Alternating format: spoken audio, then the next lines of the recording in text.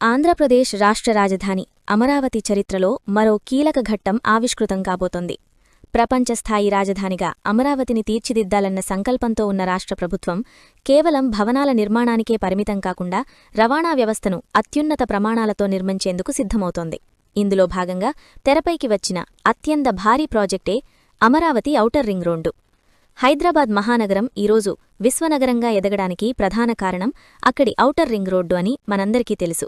అదే తరహా అభివృద్ధిని, అదే స్ఫూర్తిని అమరావతిలో కూడా పునరావృతం చేయాలని ప్రభుత్వం భావిస్తోంది. రాజధాని చుట్టూ ఒక రక్షణ కవచంలా, అభివృద్ధికి ఒక వలయంలా ఈ ఔటర్ రింగ్ రోడ్డును నిర్మించనున్నారు. ఇది కేవలం వాహనాలు వెళ్లే రోడ్డు మాత్రమే కాదు, అమరావతి భవిష్యత్తును మార్చే ఒక ఆర్థిక వలయం.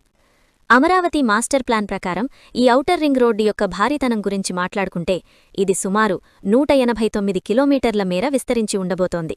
ఇది సాధారణ ప్రాజెక్టు కాదు, ఏకంగా 3 ప్రధాన జిల్లాలను, ప్రస్తుత విభజన ప్రకారం 4 జిల్లాలను కలుపుతూ సాగే ఒక బృహత్తర నిర్మాణం. గుంటూరు జిల్లా, పల్నాడు జిల్లా, ఎన్టీఆర్ జిల్లా, కృష్ణా జిల్లా, ఈ 4 జిల్లాల పరిధిలోని సుమారు 23 మండలాలను మరియు 121కి పైగా గ్రామాలను ఈ రోడ్డు తాకుతూ వెళుతుంది. అంటే రాజధాని కోర్ క్యాపిటల్ నుండి సుదూర ప్రాంతాలను కూడా అభివృద్ధి పరిధిలోకి తీసుకురావడమే దీని ప్రధాన ఉద్దేశం. రాజధాని మధ్యలో ట్రాఫిక్ రద్దీ లేకుండా భారీ వాహనాలు నగరం బయటి నుండే వెళ్లేలా ఈ డిజైన్ రూపొందించబడింది. ఈ రింగ్ రోడ్డు ఏ గ్రామాల గుండా వెళుతుందనేది అత్యంత ఆసక్తికరమైన అంశం. ప్రస్తుతం అందుబాటులో ఉన్న సమాచారం ప్రకారం కృష్ణానదికి ఇవతల మరియు అవతల ప్రాంతాలను కలుపుతూ ఈ వలయం ఏర్పడుతుంది.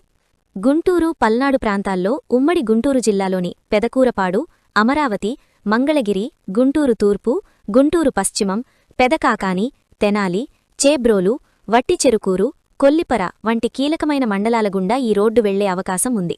ఇది తెనాలి వంటి పట్టణాలను రాజధానికి మరింత దగ్గర చేస్తుంది.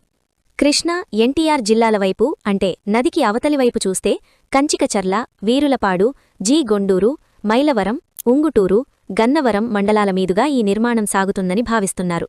ముఖ్యంగా గన్నవరం విమానాశ్రయానికి అనుసంధానం ఉండటం వల్ల రవాణాపరంగా ఇది చాలా కీలకం కానుంది. అయితే ప్రజలు గమనించాల్సిన ముఖ్య విషయం ఒకటుంది.